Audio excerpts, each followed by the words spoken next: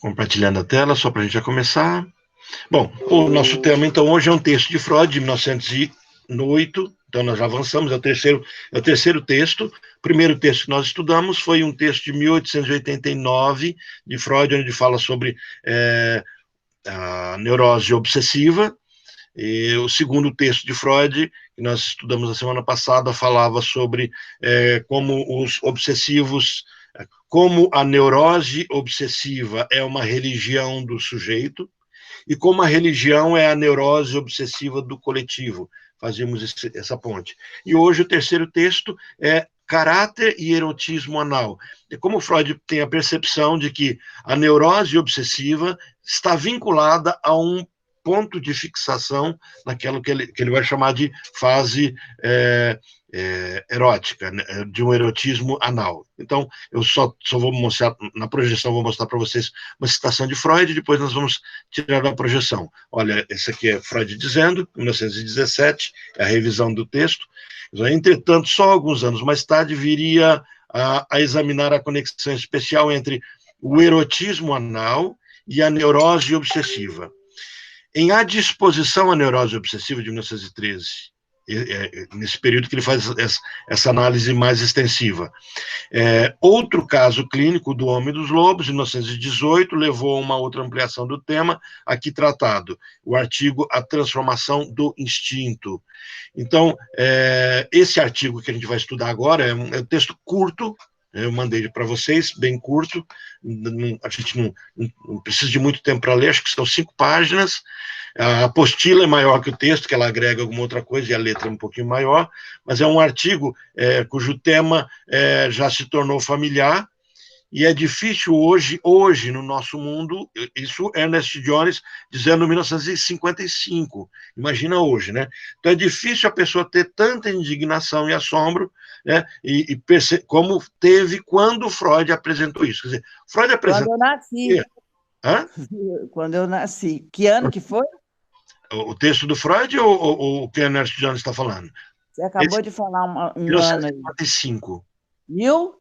1955. Estava nascendo. Estava nascendo. Então, nesse ano, Ernest Jones escreve isso aqui. O tema desse artigo já se tornou tão familiar que é difícil conceber a indignação e o assombro que ele provocou quando de sua primeira publicação. Quando ele publicou, em 1908. Então, naquela época, o Ernest Jones já dizia assim, olha, já é mais familiar isso.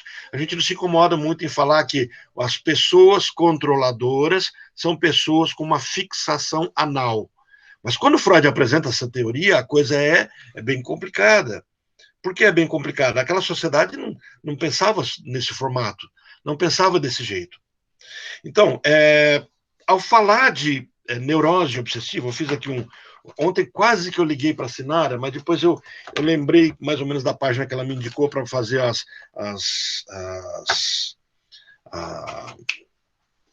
mapa... O Miro? Mapa mental, isso. Aí eu entrei no Miro, só que aí eu não consegui fazer, aí eu falei, não, vou fazer a mão mesmo. Aí montei aqui, depois eu tento esquematizar e mandar para vocês, né? Para ficar um pouquinho mais fácil. Deixa eu pegar o pincel aqui para eu usar. Aí eu tenho que aprender, Sinara, tirar um tempinho para mexer com isso. Que é aquela história de muita iniciativa. Eu tinha uma colega de trabalho, eu fiz a supervisão dela, uma psicóloga, e ela falava uma coisa e toda vez eu lembro do que ela falava, né? Orlando, muita iniciativa, pouca acabativa. Falei, pior que é verdade, né? Eu gosto de começar um monte de coisa, mas tem tanta coisa para fazer que eu não faço todas as coisas que eu iniciei. Né? Não é por falha de caráter ou preguiça, é porque tem outras ideias que estão no plano ainda e aí eu fico com vontade de executá-las e não executo nenhuma. Né? Orlando, entendo bem, acho que isso é bem marcante, típico de Ariana, hein? Aqui todo mundo diz isso, de fato, eu percebo. Mas, gente, quando a gente trabalha esse tema,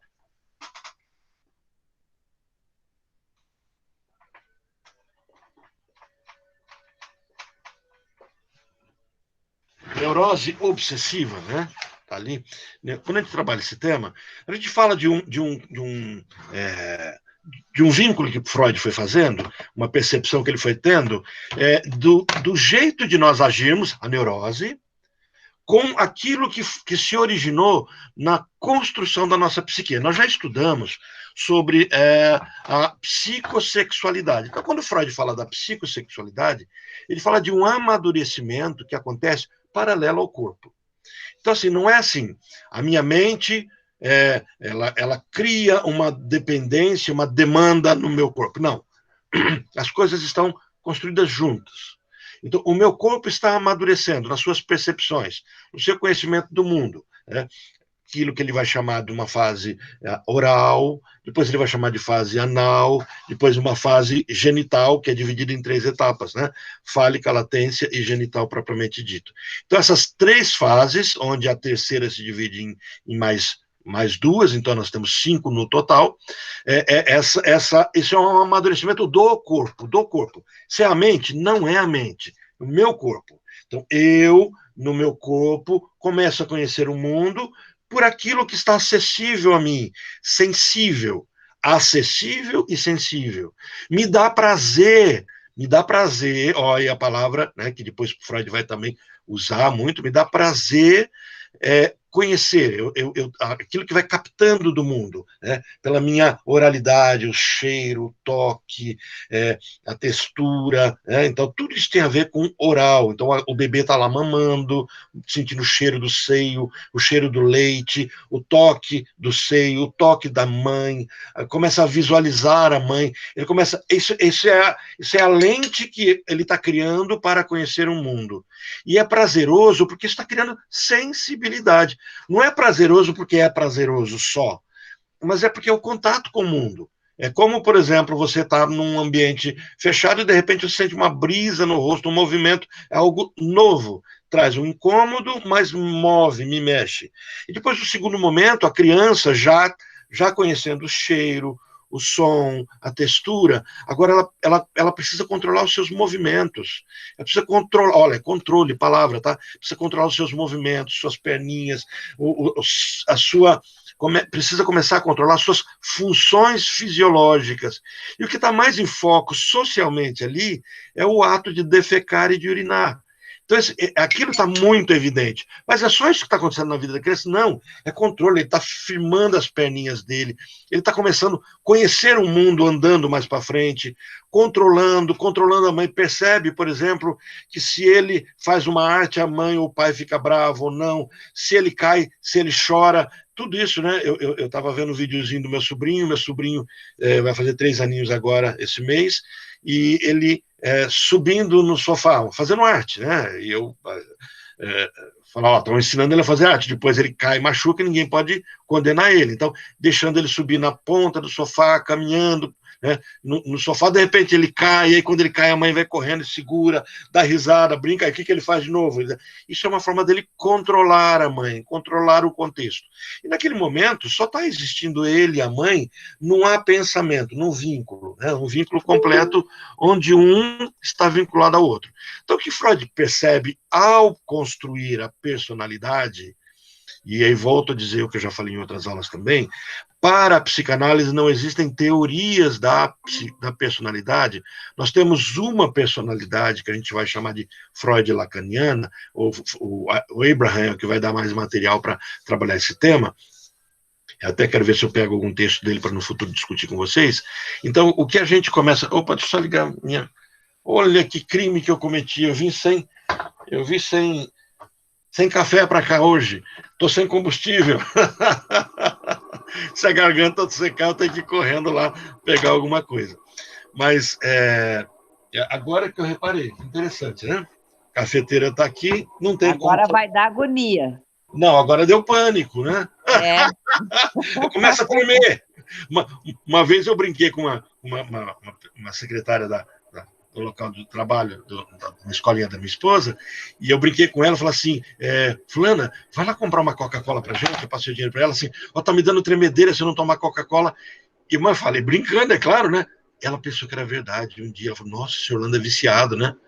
Aí a minha esposa, viciado em quê? Em Coca, se ele não toma Coca, ele começa a tremer. Não, não era assim. Não chega a esse ponto. Né? Eu falo muito, brinco muito, né? Mas o café ou a água precisa por conta da fala. Né? Eu tenho um problema na corda vocal que ela não fecha completamente. E aí, quando eu falo, aí chega um ponto que falha a corda vocal. Tal. Eu descobri isso quando eu tive que fazer concurso, fiz concurso para professor, tinha que fazer aqueles testes com fono e tal. Aí eu descobri esse detalhezinho. Se eu falo muito, eu fico rouco, mas não é porque eu tenho um calo, é porque as cordas vocais não se juntam completamente. Voltando para a nossa aula, então Freud, o que ele vai fazer? Percebe? Ele percebe que a nossa personalidade ela é criada junto, paralelo. Então, enquanto eu estou amadurecendo no corpo, conhecendo com o meu corpo o mundo, dentro de mim algo está amadurecendo que é o meu psíquico. E nessa construção, eu crio lugares, eu chamo de paragens. O que são paragens? Toda vez que você vai viajar, você começa a criar paragens, a viagem é longa. Então, por exemplo, você vai daqui, eu vou daqui para São José do Rio Preto, que é a casa dos meus pais. Então, por exemplo, eu paro ali em tal posto, porque eu já conheço aquela comida. Então, toda vez que eu preciso de um banheiro, eu sei, quero ir ao banheiro, calma que a gente está chegando em tal posto, porque eu sei que ali é limpo, eu sei que ali é seguro. Né? Então, a gente começa a identificar lugares bons e lugares ruins. Na nossa estruturação, desde o nosso nascimento, a gente começa a descobrir aquilo que de fato é bom para a gente e não é bom. Quer dizer, como é que a gente descobre isso? Nos momentos de necessidade da vida. Então, por exemplo, se eu passo por uma gripe, por uma virose, por um abandono, por uma perda, por um luto, isso é o bebê, isso é criança. Então, uma necessidade que exige de mim. Então, naquele momento, o que eu tinha para lutar com aquilo? Naquele momento, uma criança de 2 aninhos, né, ela enfrenta um problema. Qual o problema? Os pais se separam. Os pais brigam, a mãe morre, o pai fica desempregado, alguma coisa acontece. Naquele momento, aquela criança sente o que está acontecendo no contexto. Olha, ela não consegue dar sentido àquilo. Ela sente, mas não dá sentido. As coisas que não têm sentido, elas voltam para serem significadas. Por quê? Porque nós somos pessoas sígnicas. Lembra, o border é não sígnico e ele está doente. Mas os neuróticos são sígnicos, nós precisamos dar sentido às coisas. Se eu falo de determinado jeito, se eu me expresso de determinado jeito, aquilo precisa ter sentido para mim. E não é que aquilo que é certo aquilo, o sentido é meu, é subjetivo, tem a ver com a minha história. Então, aquele menino, né, aquela menina, 2 aninhos, acontece algo, e como é que ele resolve internamente isso? Com a segurança que ele tem. Pegando o gancho do filminho que a gente começou a assistir ontem, que a Mayra recomendou também, ela disse que assistiu a temporada toda, que é o Sweet Tooth. O menininho, no momento em que... Opa, dou um spoiler agora, mas é um spoiler leve, né? Vai ser no primeiro... Mas no momento em que ele perde o pai, e aí ele tem que se virar sozinho, ele tem 10 aninhos de idade, e aí chega uma hora que ele tem uma crise, é muito interessante a crise que ele tem, ele começa a queimar as coisas, e ele faz um ato de passagem, quer dizer, ele pega o cheirinho dele ali, aqui em Paraná se chama de cheirinho, né? É o ursinho dele, o objeto transicional, né, que faz a transição, ele pega isso e põe no fogo. E aí você vê ele queimando o cachorro, é um cachorro de pelúcia, né, um cachorro de plush. E quando está queimando, de repente você vê ele pegando o cachorro, colocando na água e pedindo desculpa para o cachorro. Quer dizer, eu vou crescer, mas não dá para crescer tão rápido. Eu vou ficar sozinho, mas não tão sozinho. Então, no momento em que você enfrenta uma dificuldade, você tem ferramentas criadas pelo seu comportamento. Então, o que Freud percebeu? Ele com seus pacientes que relatavam um comportamento descrito por 3 grandes características, né? 3 grandes características. Pessoas ordeiras, parcimoniosas, e obstinadas, né? Teimosas. Ele percebe, num grupo de paciente, que tem esse comportamento. Ordeiros, parcimoniosos e obstinados. Quando eles relatam a infância, lembra, Freud trabalhava nesse período, principalmente, muito, conte-me sobre sua infância. Hoje a psicanálise não precisa lidar mais com isso. ela avançou sobre isso. Mas naquele momento havia necessidade de uma reconstrução do passado, porque havia todo um processo de catarse, de compreensão da própria teoria da sedução. Em 1908, Freud ainda está construindo o seu conceito pulsional, o seu conceito onde ele vai discutir a teoria das pulsões. Ele está construindo, ele ainda está ali envolvido com Jung, com as pulsões disfarçadas, sendo influenciado ainda por Jung nesse contexto. Então, quando ele contempla pessoas com esse comportamento, que ele vai identificar como neuróticos obsessivos, e aí no futuro a gente vai ver Lacan, e eu espero semana que vem trazer um texto de Lacan para vocês sobre essa discussão, quando ele faz esse caminho, e as pessoas contam da infância, essas pessoas relatam problemas ligados à fase anal. Então, eles não relatam que tinha um problema de afeto, de vínculo com a mãe, com o pai, né? Eles relatam que tinha um problema de largar a fralda. Mas é o curioso que, num texto, Freud fala assim, que eles não falavam que eles tinham um problema. Eles ouviram falar de um colega, de um primo, né? E ouviram falar sobre eles. Eles haviam se esquecido. Mas os três traços de caráter que a gente está associando à neurose obsessiva se vinculam nesse texto aquilo que é chamado de erotismo anal. Por isso eu descrevi para vocês toda essa questão do que é o erotismo para a psicanálise. É sentir o mundo, sentir com as ferramentas que eu tenho. Então eu tenho na fase oral aquelas ferramentas que estão ali. Agora na fase anal, qual é a fase anal? A fase anal é percebida a partir dos 18 meses. Orlando, é certinho, bateu os 18 meses? Não. Inclusive, há uma discussão sobre essa questão nome-fase, porque é diferente daquilo que a Klein coloca como estádios, como para Freud, essas fases, elas não superam a fase anterior, elas se agregam. Elas não são etapas que eu cumpro e aí pronto, eu abandono. Não são estágios nesse sentido. São fases vivenciadas de acordo com o meu corpo. Então, nós teremos crianças que o seu corpo está atrasado. Então, automaticamente, esse amadurecimento estará atrasado. E temos crianças que são mais precoces. Então, quando a gente coloca 18 meses, é apenas um marco, é um indicador. Algumas crianças com 15 meses, algumas crianças com 2 anos. Mas, assim, é quando a criança começa a entrar na fase de se incomodar com a fraldinha, começa a andar, a firmar seus passinhos, começa a ser um pouquinho mais independente, começa a ter algum nível de controle de fala, não é que a criança fale, tá? Algum nível de controle das reações. Então, por isso que é chamado de fase do controle. O que a gente também não pode perder é que as fases freudianas, elas são cumulativas. O que significa isso? Esse menino que está nessa fase nova, esse menino que gerará um obsessivo por fixar-se nessa fase, ele não joga fora a fase anterior, a fase anal. E ele não deixa de vivenciar a fase seguinte, que é a fase fálica. Não, ele agrega ele à fase oral, fixa-se numa fase, porque por algum desconforto ele precisou, naquele momento, resolver seus problemas, mas ele avança também na maturidade. Por quê? Porque o corpinho dele está avançando. Então, como o corpinho dele está avançando, está criando vínculo com o mundo, o erotismo desse menino não será só anal, será oral, anal, fálico, tudo vai acontecer. Mas ele terá um jeito de ser, que é o que eu chamei de vocês de paragem. O que é a paragem? Se eu estiver desconfortável, eu corro para aquele lugar. Você sabe que eu assisto um filme e depois acabo trazendo figuras desse filme, né? Então, voltando, Mayra sabe, né?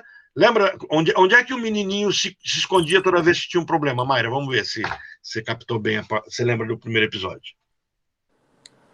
Ele voltava para a cabana, né? Que local da cabana? Tinha um esconderijinho lá, era tipo um sotãozinho, né? Exato, debaixo de uma escada. Né? Isso. Então, assim, quando a gente coloca o nome fixação, é isso, é um local que eu tenho para me esconder. como as estruturas, obrigado, Mayra, como as estruturas elas não se substituem, elas se agregam, elas se juntam, elas se somam. Então, todas as vezes, eu agora com 50 anos, 55, 60, não importa a minha idade, todas as vezes que eu tenho um problema, eu tenho aquele meu porãozinho. Então, é para lá que eu corro. Mas eu só tenho ele. Não, eu tenho um monte. Eu tenho antes do porãozinho que eu criei, eu tenho depois do porãozinho que eu criei. Só que quando eu entro em crise, em problema, o único caminho que eu enxergo é o mais óbvio. Então, isso já. Como a vida é feita de sabores, como a vida não é um Shangri-La, né? Não é um paraíso na terra, nós levamos tombo, nós caímos, nós recebemos o não de vez em quando, ou de vez em sempre. A gente passa por dissabores, a vida é esse eterno mal-estar, e Freud teoriza sobre esse mal-estar na civilização. Como a vida é assim, o tempo todo eu tenho que correr para o porãozinho. Então isso gera um jeito de ser. Isso aqui é a personalidade para Freud. É o meu jeito de ser. Isso gera uma característica. Isso gera uma caricatura, uma couraça, um jeito de agir, de falar, de me comportar. Então, como é meu jeito de agir, para mim será normal. Então, quando a gente falava de histéricos, o jeito de agir do histérico é sendo histérico. Então, para ele isso é normal.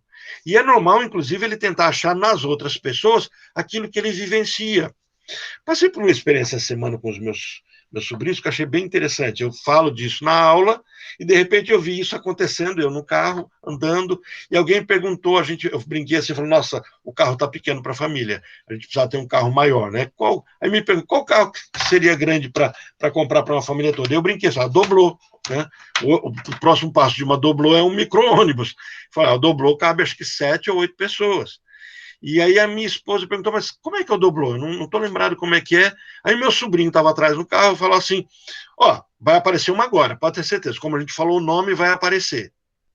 Gente, eu não andei 500 metros de carro, não foi isso. 300 metros, apareceu uma doblô preta. Aí ele falou, olha lá a doblô, né?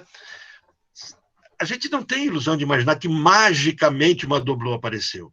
Mas como nós falamos o nome dela, nós ficamos ativos para perceber a passagem dela. Então, quer dizer, existe uma quantidade de carros que estão na determinada região e uma porcentagem de doblôs em Londrina, que a gente passa por ela o tempo todo, mas a gente não a percebe.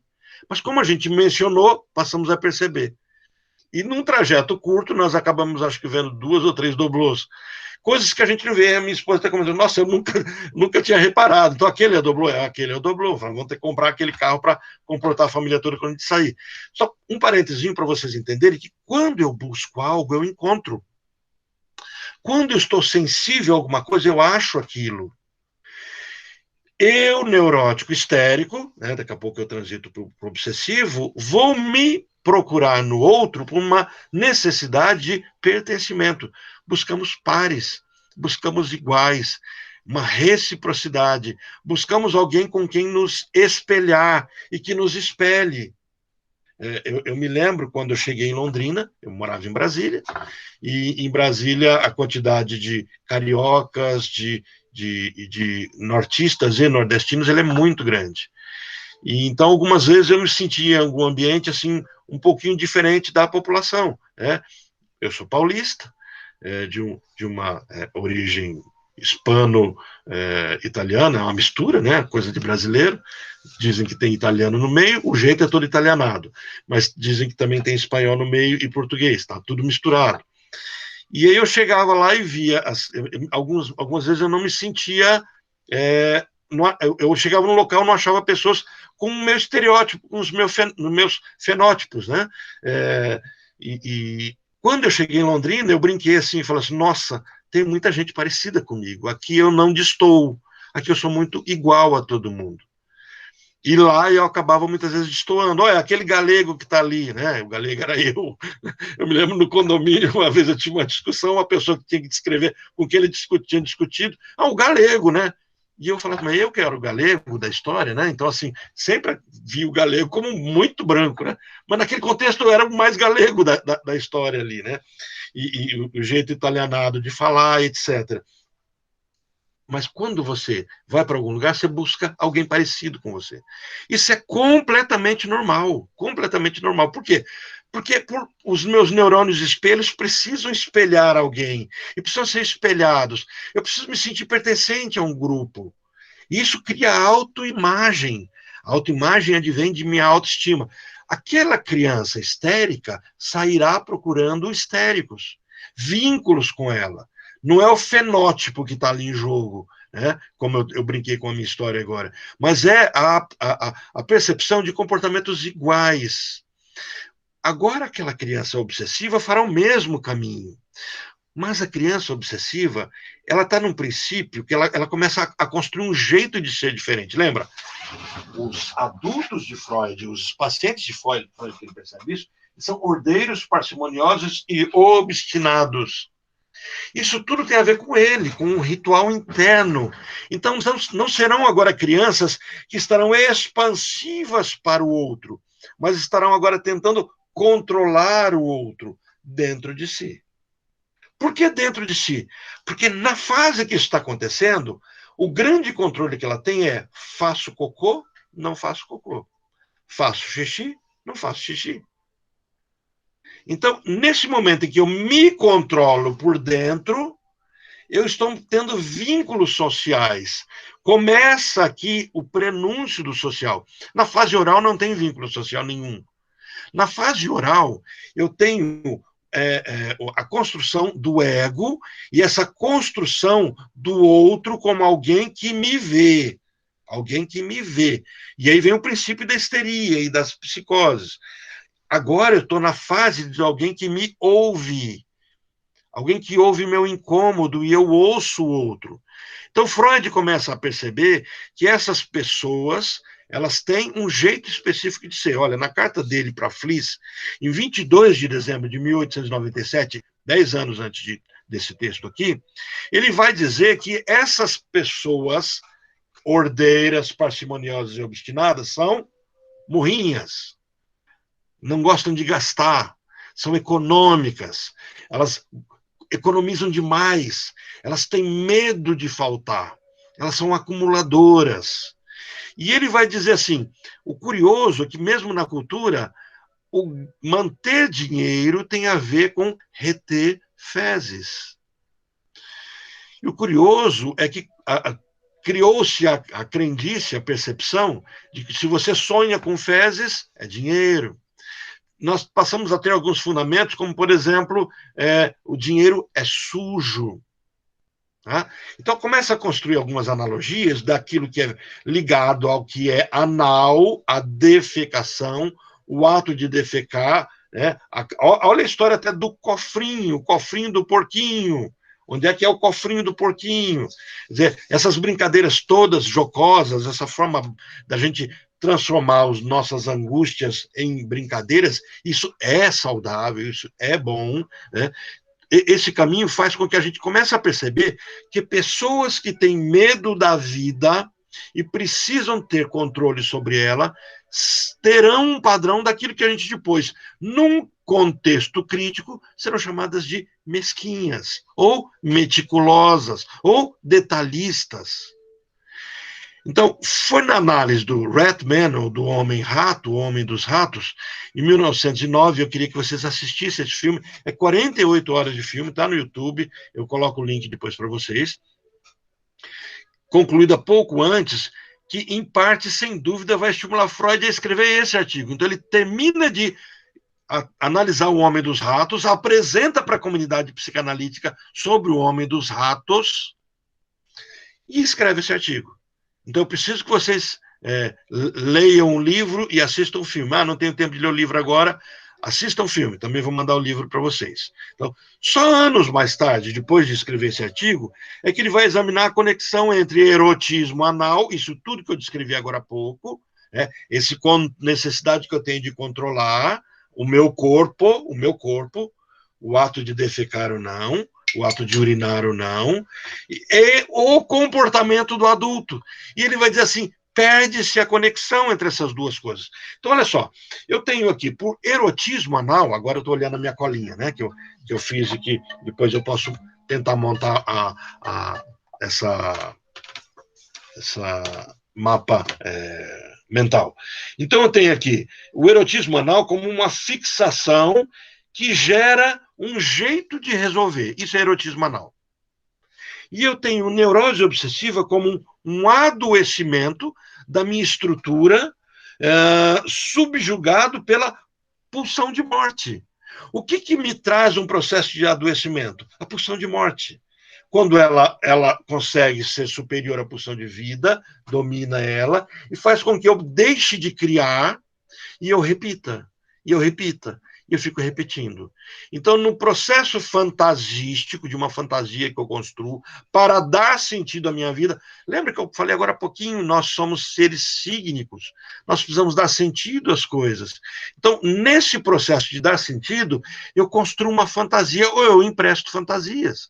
Eu posso construir baseado na minha história, eu posso agregar. Jung pescou isso, e ao pescar isso, ele chamou isso de arquétipo, de self. Né? Então, quando Jung trabalha o conceito de self, ele diz assim, o self, o processo analítico, Jung, tá, gente? Jung, não é Freud. O processo analítico é um processo onde eu no futuro não vou precisar mais de um arquétipo. Mas enquanto eu não passei por esse processo de individuação, eu tenho que emprestar um arquétipo do inconsciente coletivo para que o meu self tenha sentido, para estabilizá-lo. Saímos do Jung, agora voltando para Freud.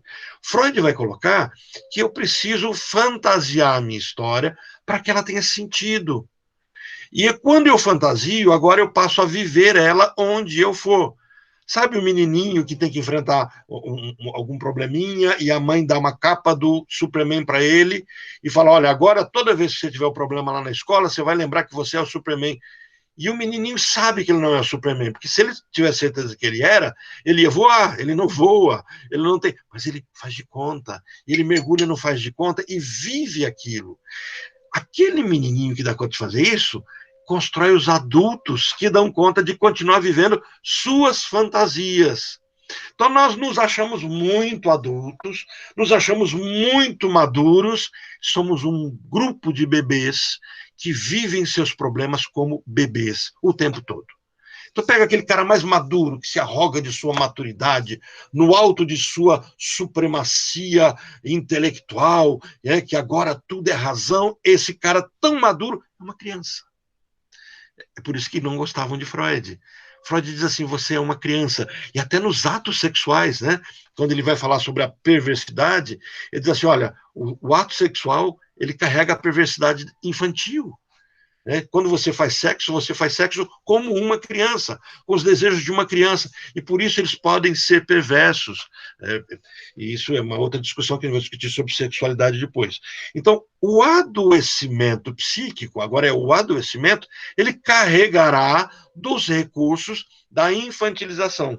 Então, eu tenho o erotismo anal que gera um caráter, que eu vou chamar de caráter anal, que tem traços. Então, quais são os traços que Freud traz nesse texto sobre aquilo que é anal? Né? Os traços são ordeiros, são parcimoniosos e são obstinados. Pessoas assim. Quando eu olho para a questão do erotismo anal, eu vejo que essas pessoas têm uma história pregressa. E essa história pregressa, ela me fala sobre o sentido erótico. Essa história pregressa, ela se perde na sequência, ela se perde o local, mas ela não perde o resto que sobra. O menino que retinha as fezes, ou soltava as fezes para controlar a mãe ou o ambiente, ele perde a conexão com o corpo, e agora ele é o adulto que precisa reter ou soltar para controlar o ambiente. Entenderam o que aconteceu? O neurótico utiliza a força da criança, ok? Bom, mas como é que a criança aprendeu a resolver os problemas? controlando aquilo que sai do corpo dela, suas próprias produções. A primeira produção identificada pela criança são suas excreções, suas fezes e suas urinas. Sua urina, a primeira excreção. O protopênis, aquilo que depois vai dar material psíquico para o conceito de falo, nessa fase está fechado com as fezes. Aquilo que eu faço, o meu primeiro ato. Só que na história ocorre uma defesa chamada deslocamento, e essa é a grande defesa dessa estrutura. Eu desloco, perco a conexão com o corpo, perco a conexão de fato com as fezes, ou com a urina, com esses atos. Esqueço, inclusive, os momentos em que eu fazia isso, mas eu mantenho o resto disso. O que é o resto disso? O controle. Ou eu controlo, ou sou controlado. O que Freud percebe é que nessa fase, que ele vai chamar de fase anal, ou da construção do meu caráter e do meu erotismo anal, será uma fase em que eu criarei divisão entre ativo e passivo. Não está em foco aqui a discussão sobre masculino e feminino. Por isso, as pessoas que têm essa fixação, eles não trazem um rebuscamento excessivo em sua masculinidade ou femininidade. Isso tem a ver com sexualidade? Não, não. Bom, e sim, né? Tudo tem a ver com sexualidade. Não tem a ver com aquilo que a gente chama tipicamente sobre sexualidade, ser homem ou ser mulher. Não, isso é uma discussão histérica. O que está em foco aqui é outro caminho. Eu mando ou eu recebo ordens? Eu comando ou sou comandado? Eu dou as cartas ou eu obedeço o outro? E os dois extremos são criados, que é o ativo e o passivo. É o que domina ou sou dominado? É o sádico ou é um masoquista? Então, nesse momento, a minha psique, que já foi construída no seu proto, né, sua parte mais precoce na fase oral, agora ela começa a perceber como a intervenção dela no contexto traz mudanças. Então, eu começo a ter traços, que a gente já mencionou, e eu começo a construir um jeito de ser.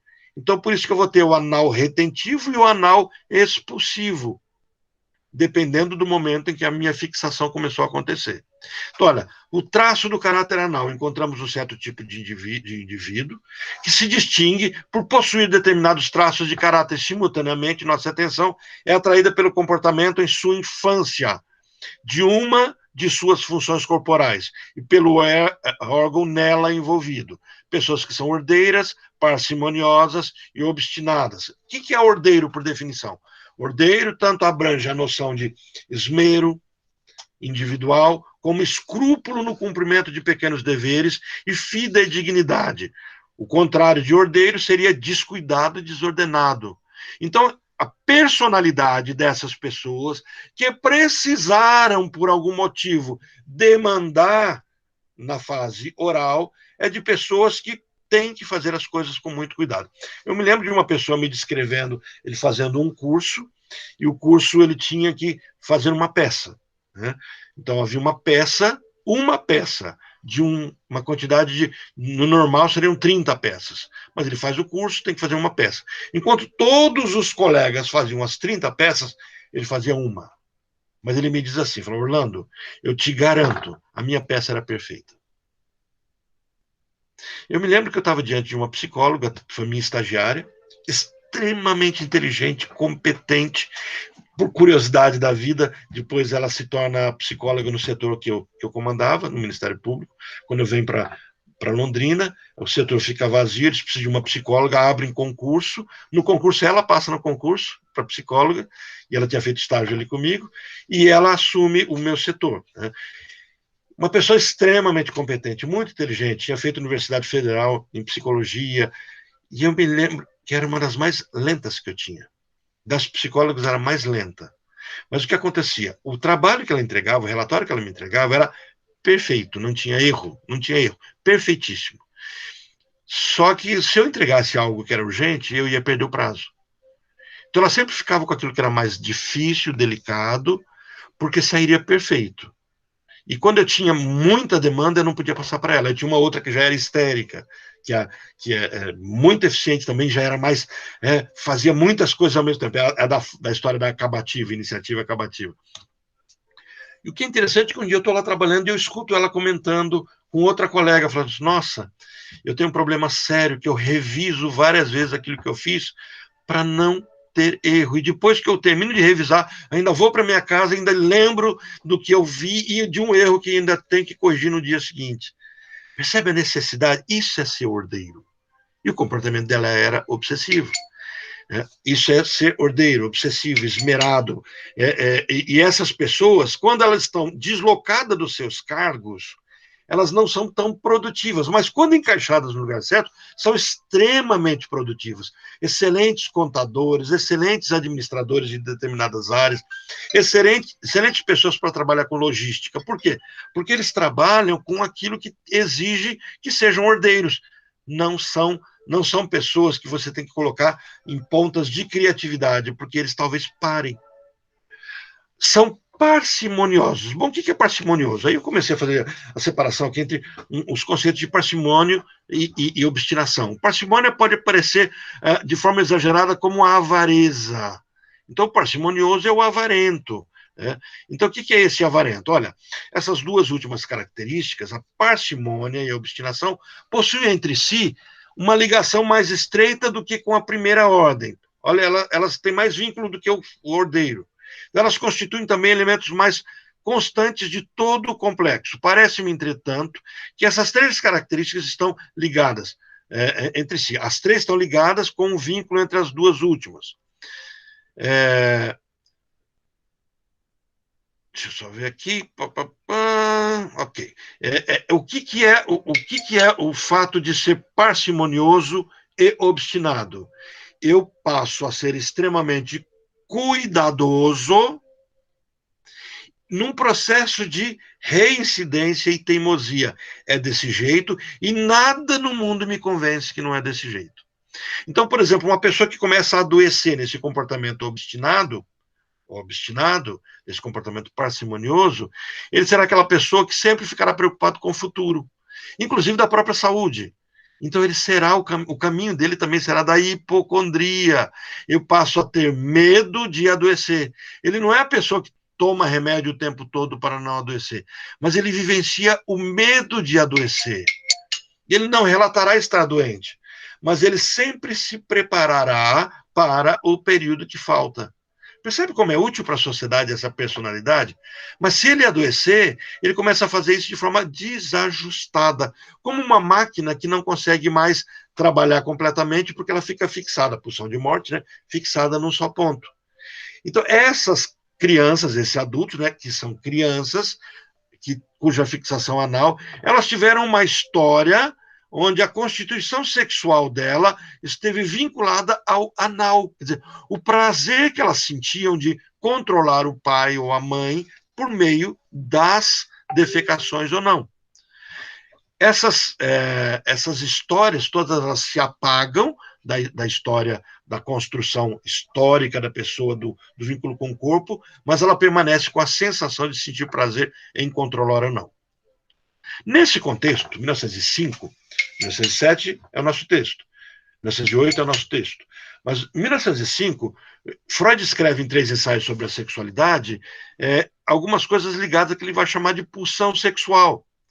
E nesses 3 ensaios sobre a teoria da personalidade, da sexualidade, na verdade, ele vai falar dessas crianças que com 3 anos, até os 3 anos, elas vivem uma fase, a segunda fase pré-genital.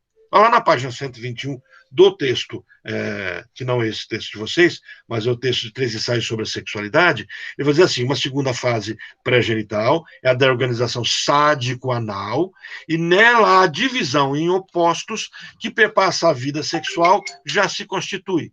Mas ele ainda, Freud continua, mas eles ainda não podem ser chamados de masculino e feminino, e sim de ativo e passivo. A atividade é produzida pela pulsão de dominação, através da musculatura do corpo, e como órgão do alvo sexual passivo, o que se faz valer antes de mais nada, a mucosa erógena do intestino. Não há para essas duas aspirações opostas objetos que não coincidem. Ao lado disso, outras pulsões parciais atuam de maneira autoerótica. Nessa fase anal, portanto, já é possível demonstrar a polaridade sexual e o objeto alheio, faltando ainda a organização e a subordinação à função reprodutora. Então, o vínculo e o prazer sexual já está existindo, mas ligado ao ânus, ligado às fezes e ligado à urina. Isso vai dar matriz depois para a questão de quando a psicanálise trata da enurese, de crianças que fazem xixi na cama, como um processo de masturbação. O problema é que quando a gente usa essa palavra, todo mundo pensa naquilo, né? Quando a psicanálise fala de masturbação, ela não fala de uma criança ou de um adulto que está se masturbando com um processo de excitação do próprio corpo. Ela está falando de uma pessoa que se vê sozinho para resolver os próprios problemas. Peguem a metáfora da história. Uma pessoa que se masturba é uma pessoa que resolve sozinho os seus problemas. Existe masturbação em casal. O homem masturba a mulher masturba o homem. Aí a gente dá o nome de masturbação, mas isso não é masturbação. São jogos. A masturbação é o momento em que a pessoa resolve ela mesma se satisfazer. É um processo de autoerotismo. Se alguém masturba alguém, isso não é masturbação, no sentido estrito. Então, aquilo que a gente fica vendo, ouvindo, falar, né, isso são coisas do dia a dia das pessoas que não fazem análise. A masturbação é um autoerotismo. O próprio sujeito resolve em si mesmo a sua demanda, não busca no outro. Pegue a metáfora disso, tá, gente? O próprio sujeito resolve em si mesmo suas demandas por prazer. Agora imagine, a criança está enfrentando um problema. E qual é o caminho de uma criança para resolver o problema? Pedir ajuda para os pais, para os mais velhos. Olha, eu estou com um problema. Mas se ela entende e invalida os pais como aquela pessoa que vai resolver o problema, ela resolve sozinha, porque ela é narcísica. O narcisismo não cessou. Agora o adulto vai fazer o mesmo caminho, mas a criança, aí o que ela começa a fazer? Resolver no próprio corpo. Pegue isso como matriz e busque as pessoas que se mutilam, se machucam, ou seguram suas fezes, retêm, ou soltam demais. Elas estão fazendo o caminho de resolver dentro de si um problema. Mas lembra, é metafórico. Então, todas as vezes que alguém tem um problema e ele precisa resolver o problema, talvez ele faça xixi na cama. Talvez ele solte o intestino, talvez ele prenda o intestino. Por quê? Porque quando criança ele aprendeu que esses órgãos que a gente tem controle inconsciente, eles são uma forma de resolver problema, porque a criança se masturbava, resolvia seus problemas sozinha desse jeito. Então, quando você tiver um pacientezinho que faz xixi na cama, você não tem que resolver o problema do xixi na cama dele. Isso quem vai fazer é a mãe, é o psicólogo cognitivo comportamental. Eles vão dar mecanismos para que isso seja modificado. Mas você vai cessar a demanda disso. Eu tinha uma pacientezinha, 11 anos, fazia xixi na cama, todo dia o pai tinha que colocar um plástico, depois colocava o lençol, sabendo que o lençol ficaria todo molhado, aí a criança no dia seguinte, para pagar o seu pecado, né, o seu erro, que ela tinha, então, ela era ensinada que ela deveria lavar o seu lençol, então ela pegava, limpava a cama, e para conviver com a vergonha de que todos os dias ela fazia isso. Esse processo masturbatório para a psicanálise era uma criança que identificava um problema na família e não tinha liberdade de resolver com a família. Então, o que ela fazia? Ela resolvia o problema, inconscientemente dormindo. Então, ela buscava nela mesma o prazer. Perceberam a metáfora da masturbação? Quando vocês assistem o filme Método Perigoso, vocês veem a conversa entre Jung e Freud falando sobre o fazer xixi na cama, e aí eles chegam a esse acordo de que é um processo masturbatório. Então, nessa fase do xixi e do cocô, né, nessa fase, divide-se em dois extremos. O eu comando, o eu sou comandado. A vida toda agora vai ser montado isso. Se você será um sádico ou será um masoquista. Então, ele ainda não pode chamar isso de masculino e feminino, mas de ativo e passivo.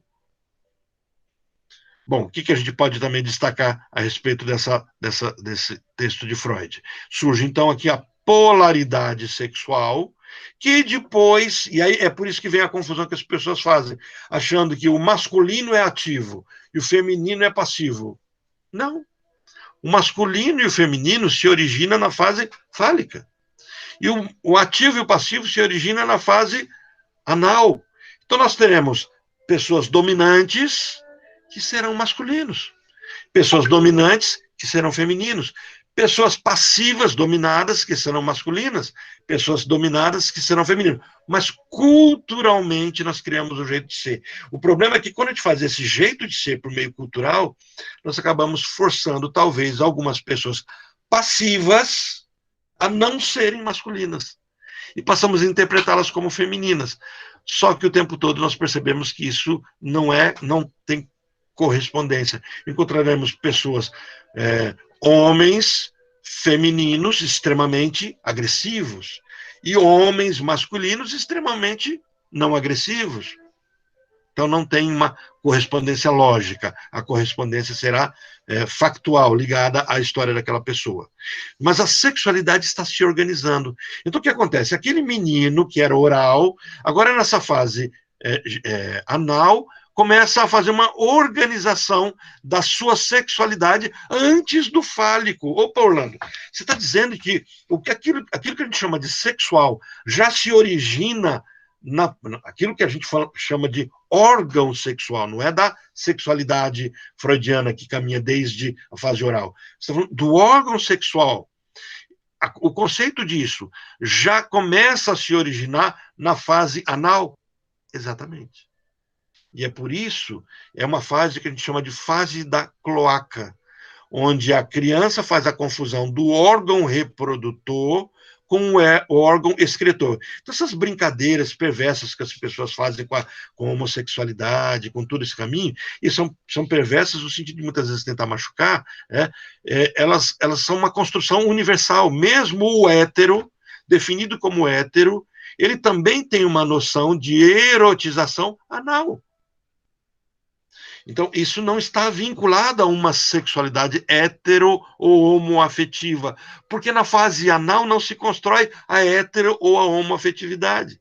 Isso será construído na fase posterior, mas já está se construindo zonas erógenas.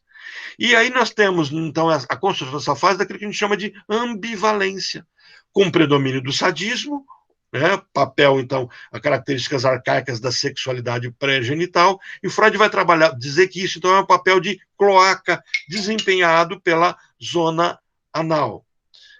Tem um teórico que ele coloca assim, os pares opostos de pulsão ativo-passivo estão desenvolvidos de maneira, esse é o Bleuler, tá, que está falando, o Bleuler é aquele mesmo que inaugurou o nome de esquizofrenia. Ele é um junguiano, depois é um psiquiatra, na verdade, que vai ter um viés junguiano, porque está ali na Suíça, mas ele vai dizer isso, e não em desenvolvimento. Os pares opostos de pulsões estão desenvolvidos de maneira aproximadamente iguais, no estado de coisas descrito pela oportuna designação de ambivalência. Então, o que ele está defendendo aqui? Que quando eu tenho esses conceitos de ativo e passivo, eu não sou só ativo, ou não sou só passivo. Os dois estão em confronto. E eu estou numa ambivalência, numa tentativa de equilíbrio. E aí Bleuler vai trazer isso. O que é essa palavra ambivalência? Presença simultânea de tendências, atitudes ou sentimentos opostos para com outra pessoa, coisa ou situação. Isso significa que a pessoa que quer mandar, talvez queira ser mandada. E a pessoa que quer ser mandada, talvez queira mandar. Porque as duas estão dentro daquela mesma pessoa, num conflito e confronto constante. Então, com frequência ou regularmente, já na infância se efetua uma escolha objetal, como aqui mostramos ser característica da fase de desenvolvimento da puberdade. Ou seja, o conjunto das aspirações sexuais orienta-se para uma única pessoa na qual elas pretendem alcançar seus objetivos. Nessa fase anal, eu começo a construir meu caráter, minha caracterologia, minha identificação. Não como homem ou como mulher, mas como se eu quero mandar ou ser mandado. Mas lembrando sempre, se eu quero mandar, não significa que eu não quero ser mandado. Significa que eu optei por esse caminho. Então, eu não tenho uma construção onde é um sine qua non, eu só sou desse jeito. Eu tenho uma construção criada por uma demanda e por uma... Opa, aí entramos numa palavra muito boa para se falar de psicanálise. Escolha. Né? Então, nós temos aqui um processo de escolha. Se eu serei ativo ou se eu serei passivo. Então, na infância, portanto, essa é a maior aproximação possível da forma definitiva assumida pela vida sexual depois da puberdade. Então, a sexualidade começa a surgir aqui também. A diferença dessa última reside, quer dizer, a diferença que eu tenho da fase oral para a fase anal para a fase fálica é que na fase fálica eu concentrarei a minha pulsão no primado da genitália, do genital. E nessa fase, não, eu estou construindo uma fantasia de domínio. Então, o estabelecimento dessa primazia a serviço da reprodução é a última fase de organização. Então, a fase precoce, primária, é a fase anal, depois que eu caminho para a fase fálica genital. Ok?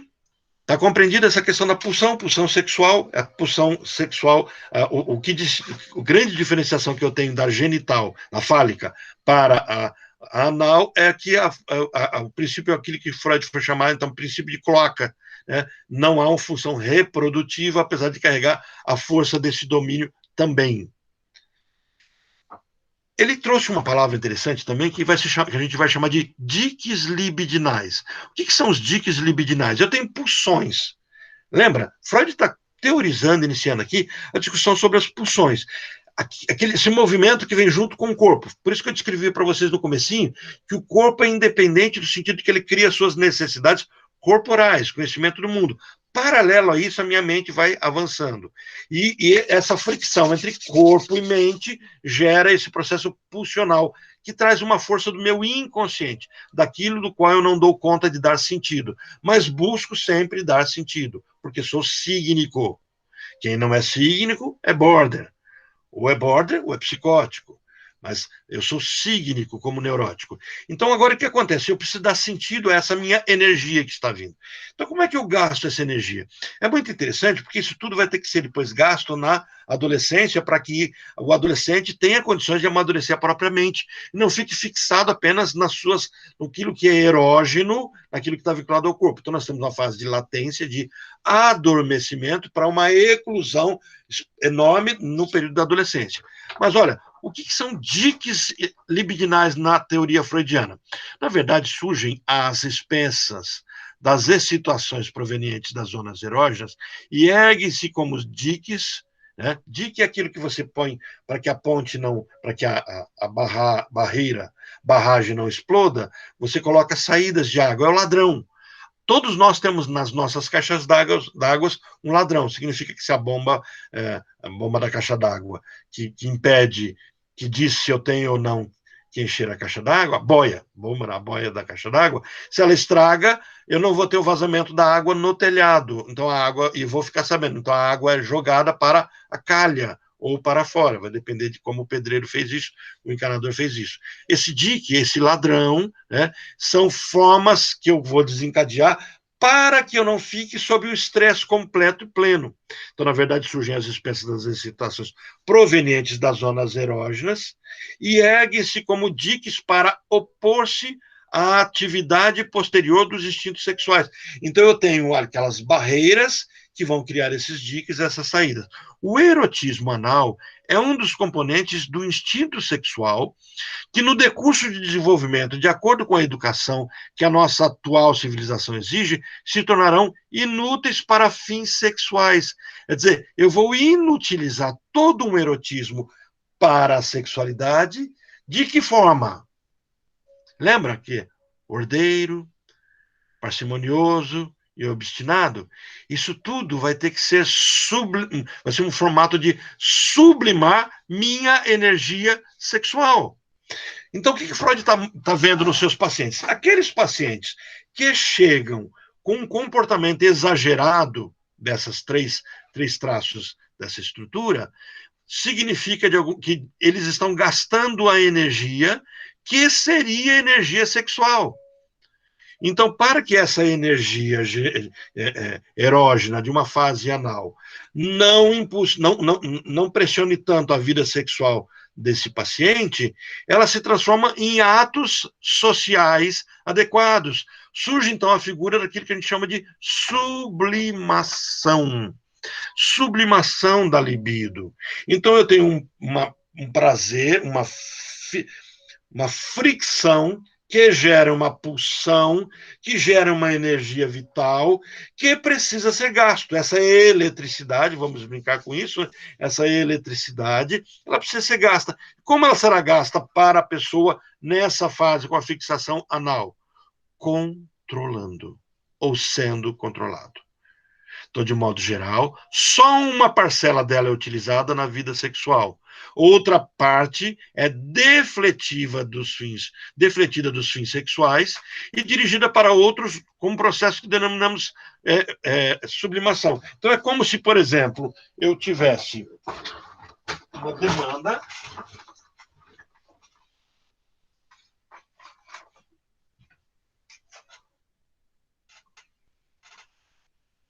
eu levanto aqui um dique, uma barreira, e é só uma parte disso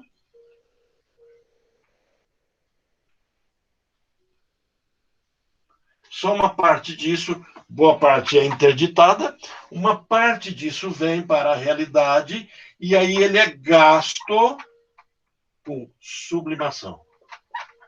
Uma parte. Outra parte com sexo. Então, esses traços de caráter que a gente descreveu, o jeito obsessivo de ser, a ordem, a parcimônia e a obstinação, com frequência relevantes nos indivíduos que anteriormente eram anal-eróticos, sejam os primeiros e mais constantes resultados da sublimação do erotismo anal. Então, eu estou sublimando. Quando eu controlo, eu estou sublimando. A questão é que eu tenho um formato de sublimação e tem uma outra coisa que eu faço também que se chama formação reativa. Eu sublimo e eu crio um caminho oposto. O que é o caminho oposto? Tudo aquilo que eu quero, eu passo a não querer. É a forma de eu ter controle. Como é que a raposa, no momento que ela percebe que não alcança a uva, como é que ela resolve o problema para não ficar servindo de chacota para os passarinhos? Ela diz assim, está verde. Bom, isso é uma racionalização. Mas um caminho um pouquinho parecido é o que a gente vai chamar de formação reativa, é de inverter. Olha, durante o período da vida, que vai do final do 5º ano, as primeiras manifestações da puberdade, por volta dos 11 anos, o que podemos chamar de período da latência sexual, criam-se na mente formações reativas ou controladoras. E o que são essas formações reativas? O que isso vai fazer? A pessoa vai passar a ter vergonha, então ela deseja, mas como é que ela retém? Qual é o dique que ela constrói? Quais são os bloqueios que ela constrói para isso? Ela sublimou parte disso com as ferramentas daquilo que é o anal, e agora ela sublima com parte daquilo que vem com um pacote completo, que é a vergonha, a repugnância e a moralidade. Então, o obsessivo, Freud percebe que são pessoas que vão, por um lado, gastar a energia toda controlando, e, por outro lado, vão se restringir por meio de proibições.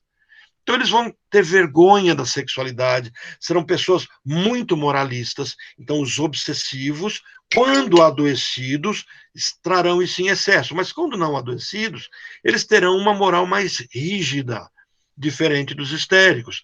Talvez tenham uma repulsa a algumas variações da sexualidade por um padrão de desejar. Não é porque eles são mais santos, é porque desejam tanto que então não pode ser bom, porque eles não podem ter isso.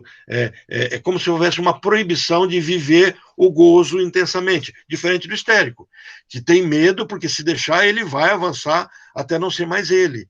O obsessivo, então, cria obstáculos para isso. Então, esses bloqueios, esses diques, esses desvios, visam tirar um pouco da força desse sofrimento. Então, surge para essas estruturas, para esse jeito de ser, pensamentos como limpeza, ordem, fidedignidade, que é o que a gente chamou, então, de pessoas que são ordeiras, parcimoniosas e rígidas, ou ordeiras, parcimoniosas ou obstinadas. Eu tenho alguns exemplos aqui, que depois eu mando para você, está na apostila, falando de alguns exemplos que a gente acaba usando, na sujeira do dinheiro, o tapa no bumbum, quando você precisa castigar, você bate no bumbum, né? E aí vem a história da própria sexualidade, um tapinha não dói, e todo isso. Mas eu quero ler para vocês um trechinho aqui do Freud sobre isso. Mas só alcançaremos esse resultado com a psicanálise se nos ocuparmos do complexo monetário dos pacientes e o induzirmos a trazê-lo à consciência como todas as suas conexões. Quer dizer, o paciente que traz comportamento ordeiro, você faz um movimento com ele de fazer ele falar sobre o dinheiro, como é que ele lida com o dinheiro, como é que ele lida com a economia. E aí as implicações disso, de onde veio essa preocupação? Olha, talvez a neurose aqui apenas siga um indício fornecido pela linguagem popular que qualifica o indivíduo muito apegado ao seu dinheiro de sujo ou imundo. Eu não quero lembrar do deputado que colocou o dinheiro no bumbum, né? Para não falar outra coisa. Mas essa explicação seria demasiadamente superficial. Na realidade, onde quer que tenham predominado ou ainda persistam as formas arcaicas do pensamento, nas antigas civilizações, nos mitos, nos contos de fada, e superstições, no pensamento inconsciente, no sonho, nas neuroses, o dinheiro é intimamente relacionado com sujeira. Ouro é excremento nos contos de fada. Né? Sabemos que o ouro entregue pelo diabo e seus bem-amados converte-se em excremento após a sua partida. O diabo nada mais é do que a personificação da vida instintual e inconsciente reprimida. Também conhecemos a superstição que liga a descoberta de um tesouro com a defecação de todos, e todos estão familiarizados com a figura do cagador de ducados, né? Ele coloca a palavra aqui em alemão, Dukatenskeister. Então, ficou bem interessante a expressão, cagador de ducados, quer dizer, a pessoa faz cocô, né, defeca, dinheiro. Eu lembrei de uma piada agora, que é mais ou menos isso, né? A pessoa, por que a menina vai falar assim, era uma prova, não foi uma piada, não, uma prova que fez assim, por que tal coisa, por que você não pode realizar todos os seus sonhos? Aí a menina acho que responde assim, porque minha mãe disse que ela não caga dinheiro. Então, assim, percebe? A gente tem isso no nosso inconsciente coletivo, se a gente usar Jung aí, ou nessa percepção tradicional. Então, na verdade, segundo as antigas doutrinas da Babilônia, o ouro são as fezes do inferno. E ele arremata, assim, aqui como em outras ocasiões, a neurose, acompanhando os usos da linguagem, toma as palavras no seu sentido original e significativo, parecendo utilizá-las em seu sentido figurado, está na realidade simplesmente devolvendo a elas seu sentido primitivo. Então ele começa a deixar claro que a fase anal está ligada a dinheiro, e dinheiro está ligado à fase anal. E as pessoas ordeiras terão muito desse comportamento. Então, o caráter anal e o erotismo anal estão vinculados um ao outro, e aí ele diz assim, os meus pacientes, Freud colocando que os pacientes dele descreviam um jeito de ser que estava muito vinculado com o prolongamento inalterado dos instintos originais, de acumulação, de retenção, com a sublimação desses instintos por meio do comportamento e com a rejeição dos próprios desejos, que é a formação reativa, que vai depois, o comportamento anal ressurgirá na latência, que é o rebuscar de todas as estruturas, de todo o jeito, de todas as etapas, e aí vai trazer esse comportamento para esse sujeito que vem sofrendo. No filme O Homem dos Ratos, que eu queria que vocês assistissem, a discussão é em torno de um homem que enlouquece, que tem uma crise, e um amigo dele leva ele para Freud porque ele está em crise.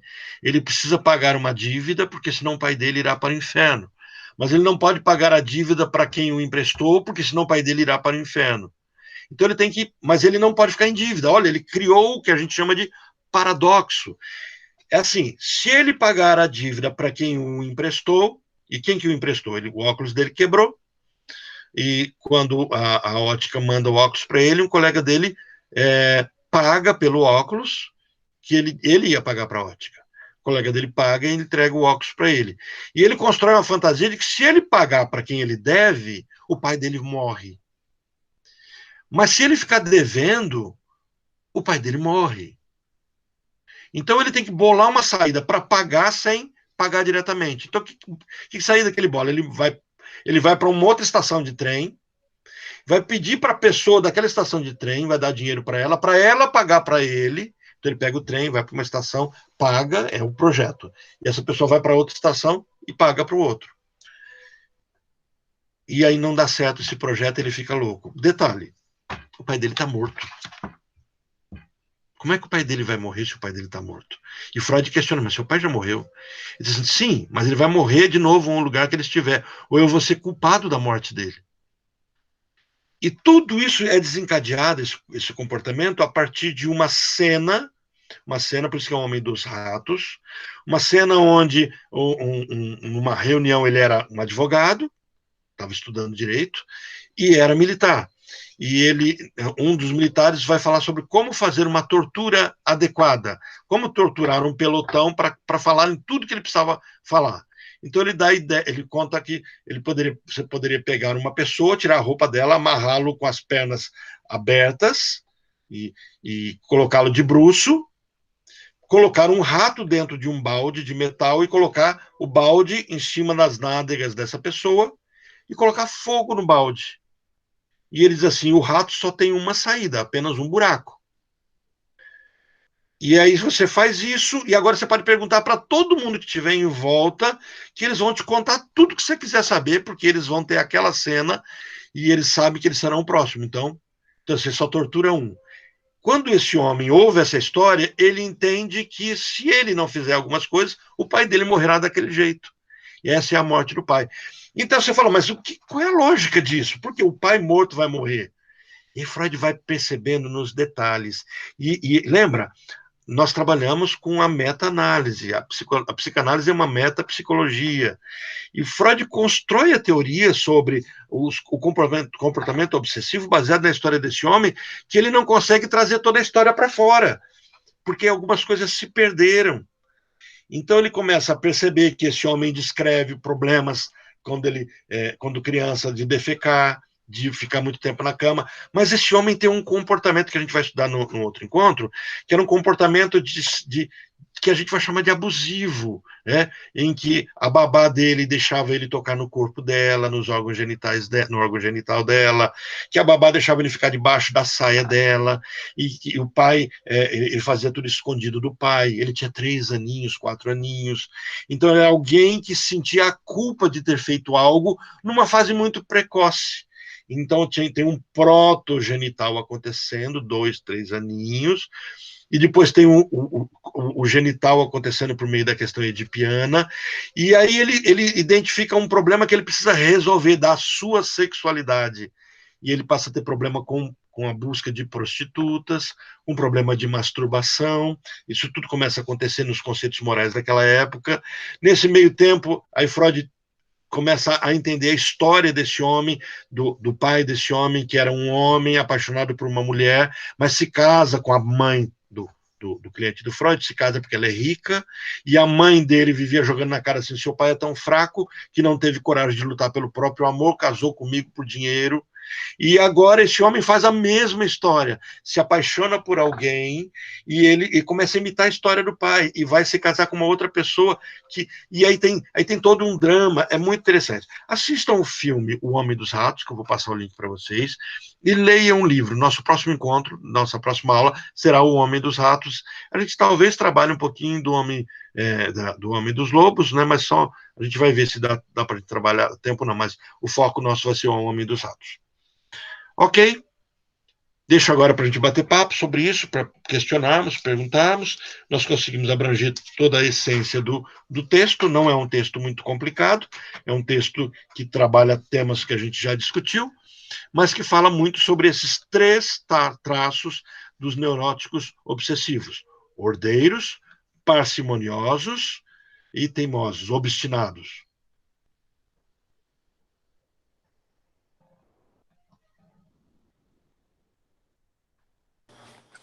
Orlando, eu fiquei Oi, com... Porque assim, eu tenho praticamente 100% de certeza que meu marido é obsessivo. certo. Só que você falou que eles têm um problema com criatividade. E meu marido é uma das pessoas mais criativas que eu conheço. Não é problema com a criatividade no ato de criar. É o problema de viajar na criatividade, ficar só nela, e eles acabam acumulando, construindo. Os obstinados podem ser bons engenheiros também. Por exemplo, eu tenho pacientes que teve um que eu cheguei um dia e falei assim: você devia ser engenheiro, porque ele constrói coisas, mas ele constrói coisas dentro de um padrão. De qual é o padrão? De ser cuidadoso, meticuloso, detalhista. A criatividade que eu menciono não é a criatividade artística, de ver o mundo de uma forma diferente, que está muito no viés do histérico, porque o histérico adivinha o Sim. que o outro quer. O obstinado, não, ele terá a criatividade dele. Olhando, é o olhar do mundo? O olhar do mundo, sim. Ter, na verdade, essa visão um pouco mais romântica do mundo, né? Que o Sim. histérico tem, que sai, Isso, nossa, olha que exato, lindo esse verde com a borboletinha, e fazer todo exato, esse... Ah, isso é exatamente. verdade, isso daí não tem nada mesmo. Os obsessivos não, os obsessivos são práticos. Então ele vai ser criativo para resolver problema. É Por isso isso que é mesmo. muito bom como engenheiro, sim, muito bom. Né? Como contador, administrador, engenheiro, talvez não como arquiteto. É verdade. E Não como aí, arquiteto. é nesse sentido. Agora, funcional, extremamente. Você precisou de alguma coisa. Ele tem, vamos brincar como engenheiro, né? Ele vai ser aquele que vai ter a fita crepe. É uma MacGyver. É Pronto. isso mesmo. Não tem solução para tudo. Isso é típico do engenheiro e isso é desse padrão, porque ele é ordeiro, ele é perfeccionista. E Então, ele não precisa se vangloriar daquilo que ele tá fazendo, né? não, Ele simplesmente faz por fazer e fica na dele. por fazer. E eu Se sente bem com percebi isso. essa diferença entre, analisando, assim, observando as reações de cada um, do obsessivo e do histérico, né? Uhum. Porque é igual, tem algum problema, sei lá, quebrou alguma coisa. E daí, coitado, né? O Ricardo virou. O do grupo. Ele é cobaia do grupo, tipo, quebrou qualquer coisa na casa de qualquer pessoa, vão ligar pro Ricardo. Minha mãe, então, coitado do Ricardo, perto da minha mãe. Minha mãe chega assim, Ricardo, assim, meu marido é engenheiro elétrico, né? Mas assim, falou que engenheiro tem que consertar tudo. Casa, prédio, hidráulica, engenheiro tem que fazer tudo. Uhum. Daí ele, Ricardo, tá dando problema no encanamento da minha pia. Daí o Ricardo fica quieto e não fala nada. E, tipo, ele fica lá quietinho durante 1 hora, mais ou menos, durante o almoço. Daqui a pouco ele levanta e fala assim, Mário, eu preciso de uma chave de fenda de não sei das quantas, sei das quantas. Consegue pra ele, ele vai lá, conserta o negócio que ninguém tinha conseguido, nem encanador, tal. Conserta, tipo, vai lá e continua vivendo a vida dele, como se nada tivesse acontecido. E ele às vezes nem conta que ele consertou, ele só vai lá, faz e fica na dele. Uhum. Agora, quando um histérico faz alguma coisa, fica Ah, aquela coisa. Nossa, você viu como que eu fiz? Você viu? isso, Olha, não, deixa isso. eu explicar meu raciocínio, que daí eu já pensei assim, que daí que eu fui assim, que tal, que é mais ou menos como meu pai faz. E eu fico pensando nessas diferenças, né? É muito interessante de ver mesmo essa diferença de comportamento. Exato, é bem isso, bem isso. Então, assim, se a gente pegar nos três porquinhos, o prático é o obsessivo. Sim, O sim. prático E é é o que aquele, resolve também, né? é o que fez a casa de tijolo. Os outros dois são histéricos. Vou Boa, boa, cantar, Orlando. Nunca dançar, tinha brincar pensado com nessa a vida. perspectiva. Mas é a cigarra e a formiga também, que a gente pode pensar. Né? Não é julgar o caráter se um trabalha muito ou pouco, não, porque a cigarra trabalha também. A fábula tem outro sentido, né? Mas, assim, é bem isso que você colocou. Eles têm esmero, então eles são pessoas que trabalham com deixar as coisas consertadas, em ordem, adequado. Sim, sim. E não precisam do outro. Só que aí vem a questão. Se adoecerem, ficarão muito narcisistas e se fecharão. A forma deles expressarem a tristeza, ela é diferente. Podem ser pessoas que têm crises de raiva, e essa crise de raiva faz eles se fecharem. Estamos falando de pessoas doentes. Então, eles adoecem nesse caminho. Eles não adoecem como histérico, de se vitimizar, o mundo é mau, o mundo é cruel, ninguém me ama, ninguém me quer, e estou abandonado. Não, eles começam a se fechar, e aí isso pode trazer um processo de raiva. É por isso que o adoecimento... Aí eu falei para vocês que a gente ia estudar o Homem dos Ratos. Não, nós vamos estudar luta e melancolia. Apesar que nós temos 2 encontros em junho ainda. Em luta e melancolia, a gente vai ver essa estrutura adoecendo. Porque aqui a gente só viu a característica dela, que é uma sublimação. Um detalhe assim, quanto mais eles criam, quanto mais criam nesse sentido de organizam, eles estão gastando energia psíquica. Só parte disso que vai para a sexualidade. Fala, mas então o histérico gastou na sexualidade? Não, o histérico gasta. Lembra, o histérico, o genital está vazio de sexualidade, o corpo todo está genitalizado. O obsessivo é o oposto. Então eles não precisam aparecer. O genital está no lugar que tem que estar do controle, ó, é o oposto, é da cloaca. Então, como é que eles, vamos brincar com a palavra, tá? Como é que eles gozam, né? Gozam sendo úteis, controlando, deixando tudo, sabe, é um orgasmo de ver, não tem religioso no grupo, né? Depois, quando o religioso vê o minha live vai... Eu tinha um colega lá em Brasília. E aí um dia ele começou a dar aula antes de se formar. E eu cheguei para o fulano, como é que você conseguiu essa escola para dar aula? E ele falou assim, Orlando, isso é aquelas cagadas que só Deus faz. Eu, na época, levei um susto com a expressão, né? Ela estava muito ainda, muito infantilizada ainda nas crenças, no jeito de lidar com a vida. Aquilo foi meio chocante, porque foi usar essas palavras mais chulas para Deus, né? Depois eu fui entender o ato que foi feito, só Deus dá conta de fazer esse ato, né? Quando Deus criou o mundo, o que Deus fez? Olhou e pegou. Ele criou o mundo em 6 dias, no 7º dia ele curtiu o que ele... Que legal, olha que mundo maravilhoso que eu fiz. Então, o obsessivo, não estou dizendo que Deus seja obsessivo não, tá, gente? Não é isso que eu estou advogando e brincando também, não. Mas o obsessivo é alguém que sente prazer naquilo que ele fez. Está pouco ligando se você gostou ou não gostou. Mas ele fez e olha que legal. E o histérico é o que você falou, ele precisa colocar a plaquinha. Ó, eu fiz, ó. Não vai me elogiar, não? Não vai me agradecer? Ó, fui eu que fiz. Tem umas anotações aqui.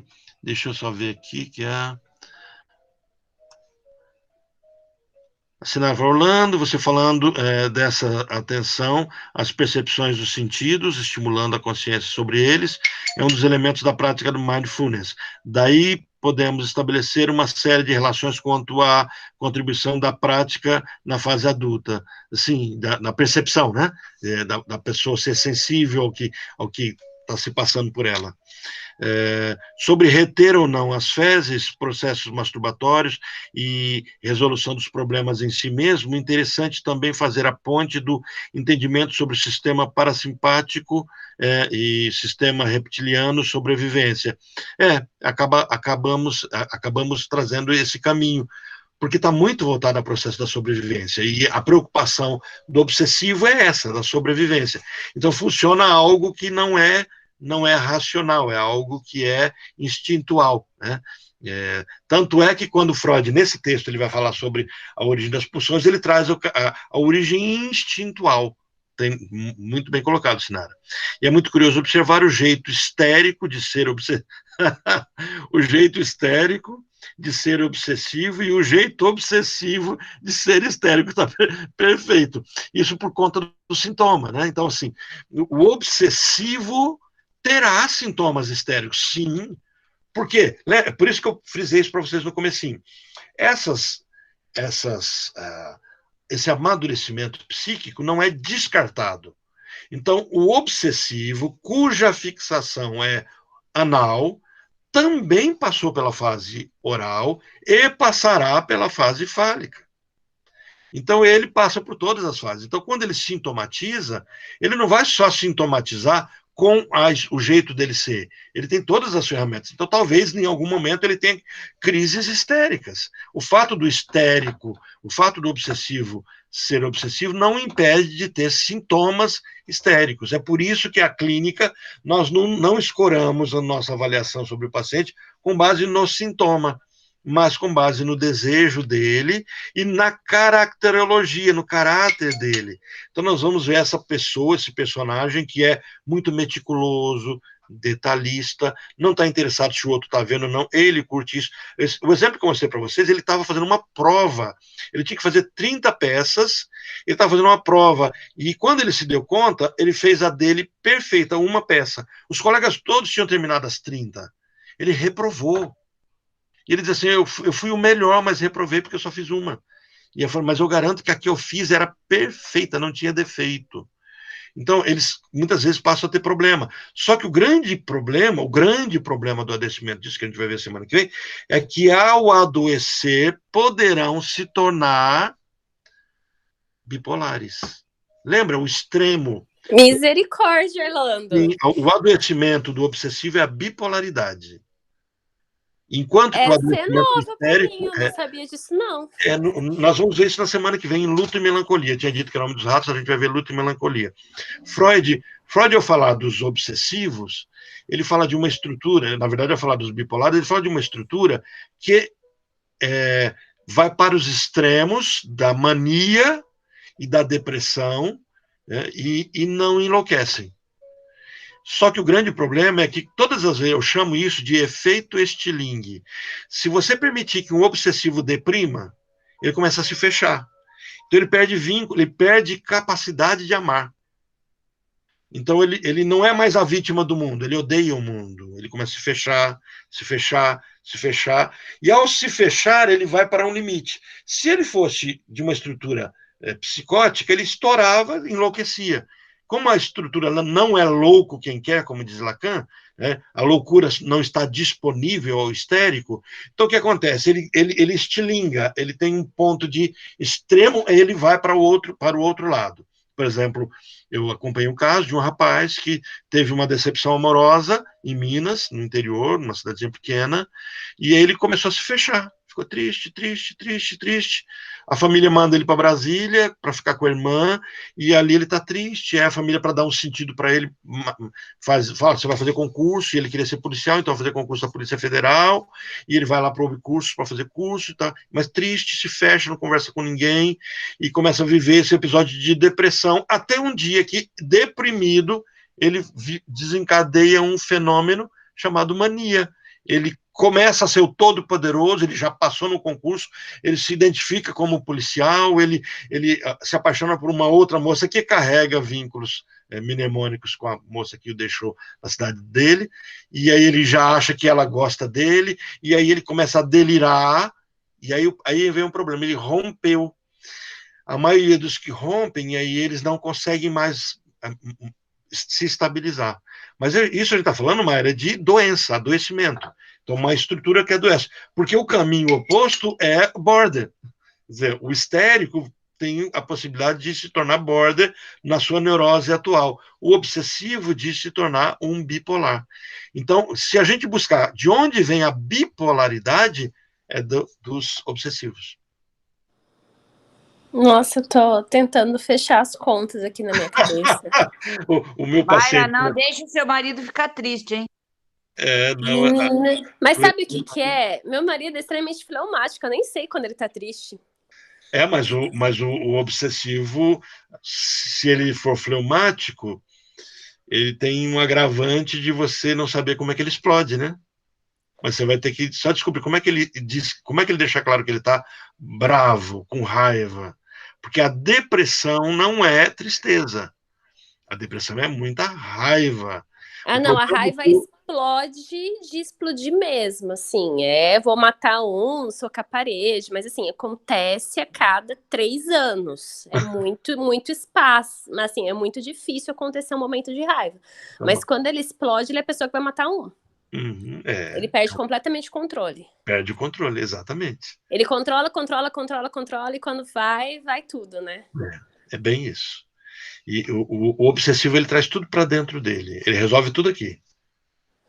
Sabe aquela brincadeira do mágico que pega as coisas, põe na boca e consegue amarrar ou desfazer um nó, tal, na boca, tira e está desfeito, ou tira da boca e está amarrado, ou aquele cara que pega o dado, chacoalha dentro do copo, ele coloca os dados na sequência certinha.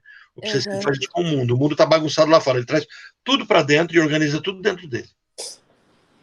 Então, se ele enfrenta problemas, ele vai trazendo tudo. Só que ele cria a expectativa sempre, lembra que a gente estudou sobre a angústia? A angústia, ela é expectante, então, sendo expectante, ela vai criar adesão. Então, quando ele traz aquilo que está causando problema para ele perde o vínculo com aquela pessoa e ele se identifica com aquilo com quem ele luta contra. Então, ele pode deprimir. Eles são suicidas também. Então, estamos falando de doença. Não vamos pensar todo obsessivo assim, não. Estamos falando de pessoas do jeito de adoecer. Então, eles podem ser suicidas. Né? Enquanto o histérico faz o teatro, vou me matar, e olha o show, o obsessivo vai lá e se mata, dá um tiro na cabeça. E aí, vamos pensar, eu lembrei, falando com vocês agora, eu lembrei, não sei se ele era obsessivo, tá? Não estou fazendo esse julgamento, mas o dono da cativa, né? Que ele toma o cuidado de deixar o lugar onde ele vai dar o tiro na cabeça, para que o sangue dele não se esparrame pelo local todo. Então, ele coloca papelão ali para deixar tudo sob controle, organizou todas as finanças, deixou tudo, olha como é que era o ordeiro, tudo organizadinho para a família não passar dificuldade, e foi e se matou. Então, ele não queria que ninguém visse, ele não queria que as pessoas ficassem olhando a morte dele. Ele organizou tudo e foi e se matou. Certo? Mas lembra, estamos falando de doença, aí é diferente. Não da estrutura em si. Todo obsessivo é suicida? Não. Todo obsessivo é bipolar? Não. Mas os bipolares são suicidas, também são suicidas. Né? Mas os bipolares são pessoas obsessivas que surtaram, tiveram uma crise. Só que, se eu não me engano, Orlando, Borders, eles têm uma contabilidade maior, assim, em questão de suicídio do que os próprios bipolares. Mas será que é na tentativa de chamar atenção que dá errado? É que dá errado. O comportamento Border, porque o Border não quer se matar, né? O Border acaba morrendo como efeito colateral. Ou como o vazio da vida é tão grande, porque o Border está dizendo, me enxerga, estou aqui, vou cortar, lembrando aquele caso que a gente acompanhou, né? Eu vou cortar o meu pescoço, se você não me enxergar. E se ele precisar cortar o pescoço, corta, porque naquela hora não é a razão mais que funciona. Aí dá errado, né? A minha border, que eu trabalhei, uma primeira border que eu trabalhei aqui em Londrina, foram poucos atendimentos, mas ela subiu na parapeito do prédio dela e ficou caminhando lá. E se numa dessa ela escorrega? Morre. Ela pegou o carro e tentou jogar o carro no Igapó. O meio-fio segurou o carro. Mas, Orlando, sabia que isso também tem a ver com a estrutura do cérebro deles? Aquele curso que eu fiz, eles estavam falando sobre a amígdala do Border, que é menor do que uma amígdala normal. Então, essa noção de perigo que nós temos não é a mesma que eles têm. Eles têm uma versão de perigo muito reduzida.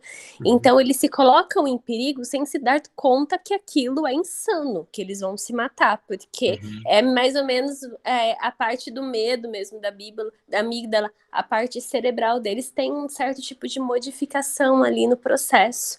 Então, pode ser isso também, por às vezes eles se colocarem em perigo, eu também acredito que eles tenham uma diminuição em dopamina no organismo, então eles precisam se colocar em perigo mais para conseguir a sensação.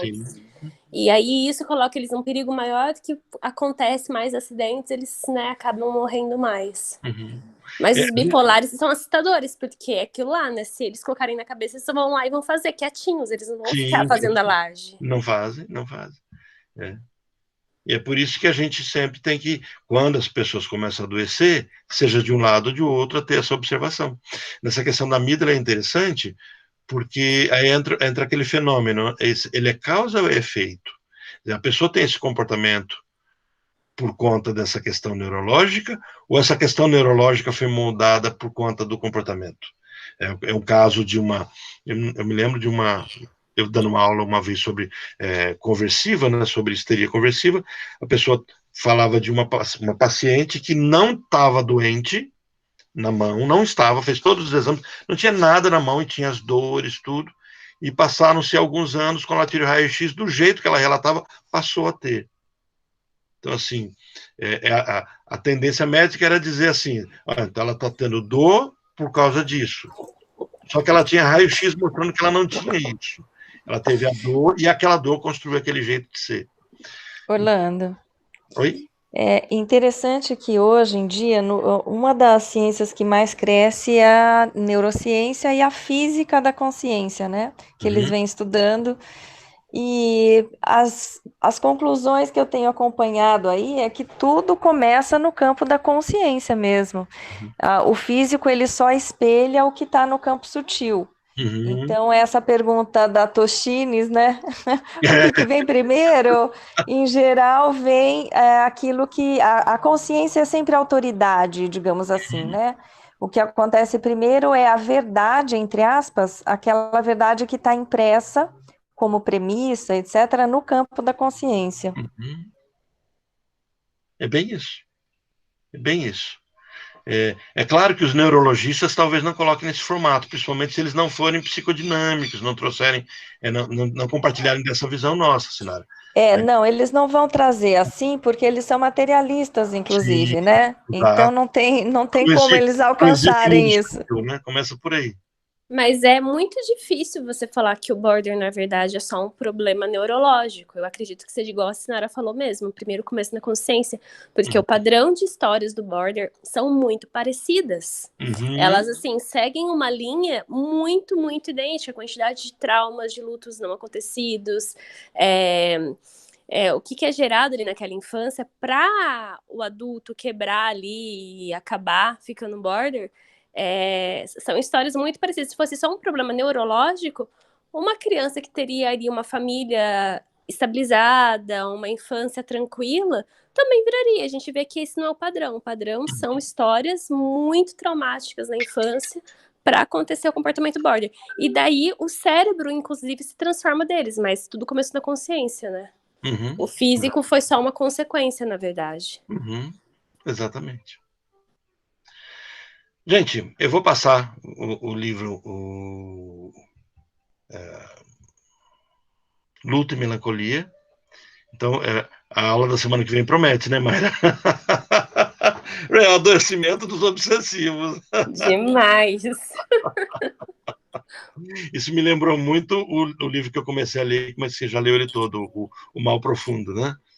Que trabalha muito disso, quer dizer, a minha construção arcaica é a que vai dar ou não as necessidades daquilo que vai surgir depois, né? Aquela cena inicial do livro que o homem tem um derrame e tendo uma vida totalmente saudável, de onde veio essa doença, acho que ratifica isso que a Sinara colocou, né? Quer dizer, existe uma sutileza acontecendo, então nós precisamos compreender o porquê disso, por que surgiu ou não isso. Orlando, tem uma frase do Shakespeare que eu amo, porque acho que ela representa bem tudo isso, e diz assim: o homem é feito da mesma substância dos sonhos, né, dessa sutileza, e entre um sonho e outro decorre a nossa existência. Muito interessante, muito gostosa de perceber, né, entre um sonho e tem a ver com, a premissa da psicanálise não é esse campo da fantasia de cada um? Sim. Esse sutil, orientando aí o curso das histórias, né, o tempo inteiro. A nossa, usando a linguagem da informática, né, é como se fosse assim, o nosso sistema. Programação.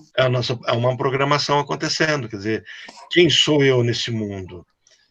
E isso é interessante, que a gente pode trazer vários vieses, né? Podemos trazer o viés religioso, quer dizer, eu vim com um propósito, com uma função. Eu posso trazer o viés filosófico, com a minha missão, de onde eu vou. caminha de tudo isso. E o que a neurologia faz, até eu estou devendo uma discussão, a Milena mandou para o grupo de supervisão, e eu não respondi, porque de fato eu não li sobre, não tive tempo de ler, mas ela fala sobre a neuropsicanálise como o futuro da psicanálise. O que eu vou falar agora é no chute, tá? No chute meu. Eu não acredito que a neuropsicanálise é o futuro da psicanálise, porque eu vejo que a neurologia está comprovando que a psicanálise já dizia há muito tempo.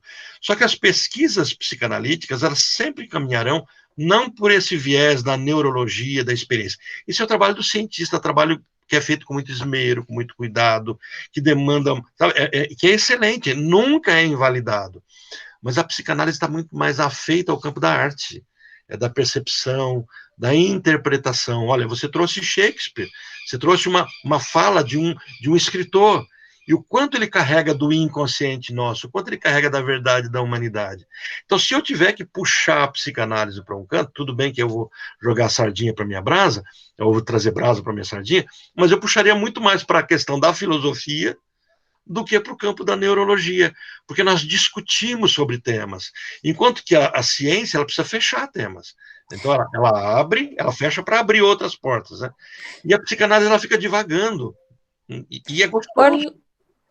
Orlando, você vê ou melhor, como você vê a filosofia clínica em relação à psicanálise? Pois é, eu acho interessante. Eu quase me filiei à filosofia clínica. Ela é um campo da psicanálise, podemos assim dizer. A única coisa é que ela usa as ferramentas da psique, as ferramentas da razão, ou não, né? Porque a filosofia não é só razão. Jung não trabalhava o sensitivo também, trabalhava experiência, etc. Então, quando eu fiz filosofia, eu estudei sobre psicanálise. O curioso foi isso. Eu tive todo um semestre só para estudar sobre a filosofia freudiana. É curioso isso, né? E agora, na filosofia clínica, você acaba trazendo Freud como uma teoria. Então, é uma forma de pensar. Naquele livro do Yalom, Quando Nietzsche Chorou, não é o outro, não, Carrasco do Amor, A Cura de Schopenhauer. Ele fala de um filósofo, sobre a filosofia clínica. Quando eu terminei minha formação, eu quase me filiei a um Instituto de Filosofia Clínica de Minas Gerais. A taxa deles era barata, a supervisão era gostosa, tal. E aí, só que quando eu estava fechando, o Luiz Mariano conseguiu me cooptar, me captar para a BMP, e era ali em Brasília, mas acabei ficando lá. Mas eu acho ela interessante. Eu acho ela com muitas boas ferramentas, e eu acho que ela caminha muito junto com a psicanálise. Não se destoa disso. Eu acho que ela se soma. Quando a gente pega a logoterapia, ela se soma, ela não divide, né? E assim por diante. Vale Legal, a pena Orlando. um filósofo clínico um dia e trazer para o bate-papo. Se vocês conhecerem algum, passa para mim. Olha, eu conheço ou melhor, não conheço a pessoa, eu sei de uma pessoa e não conheço também o trabalho, mas é um ex-padre que tem atendido assim, com filosofia clínica, eu acho que ele toparia. Não, então abre o diálogo e aí só me diz qual quinta-feira que ele pode e a gente articula com ele de qual mês. Tá, mas só reforçando, Orlando, eu não conheço, tá? Qualidade do trabalho, nada disso. Só sei que existe isso. Conhecer, para alguém que trabalhe com isso, trazer para a gente. Tá bem. Eu te ponho em contato com ele, então. Perfeito, obrigado, senhora. Ótimo. Imagina. Gente, brigadão pela presença de vocês, muito agradável início de semana com vocês, lembrando esses textos maravilhosos de Freud e nos descobrindo nas estruturas, né? Então, assim, até para brincar com isso, eu sou um histérico, com certeza, mas com muitos sintomas obsessivos. Então, eu já tive a crise que de vez em quando a gente tem assim, será que não tem uma estrutura mista? Essa foi a dúvida do Freud, essa também foi minha dúvida, né? Até que eu compreendi essa avaliação por meio do desejo em si e desse caminho. Então, assim, nós podemos ter sintoma de uma estrutura que não é nossa, tranquilamente. Tá bom? Boa semana. Valeu, Orlando, obrigada. Obrigada, beijo, gente. Tchau, tchau. Tchau, tchau, gente. Boa semana para todos. Boa semana. interromper a gravação.